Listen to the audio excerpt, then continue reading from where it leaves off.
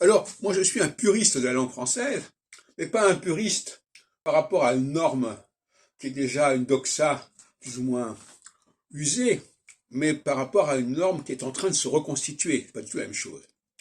Et par exemple, je pense qu'il ne faut pas dire une grande femme, mais une grande femme. Parce qu'il faut garder le en au masculin. Les formes en un sont les formes masculines et il ne faut jamais les employer pour le féminin.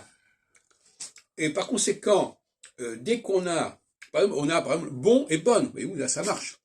Humain et humaine, là ça marche, voyez-vous. Donc là, on n'entend pas le un du masculin quand on dit humaine. On n'entend pas le on du masculin quand on dit bonne. Mais en revanche, quand on dit grand, on entend grande, on n'entend pas grande, si, on l'entend grande à Marseille. Mais normalement, on devrait l'entendre aussi. Il faudrait rétablir le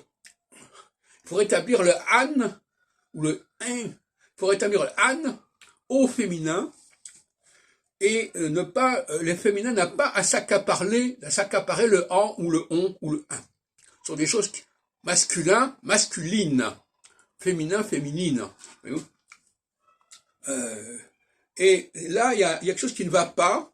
Et au niveau, je dirais, neurologique, il est important que nous entendions différemment et que nous relions puissamment le masculin à des formes en un, en, on, et que ce ne soit pas utilisé au féminin. Bon, ça me paraît essentiel. En l'occurrence, le problème se pose pour des formes par exemple, constant au masculin, constante au féminin, et pas constante au féminin.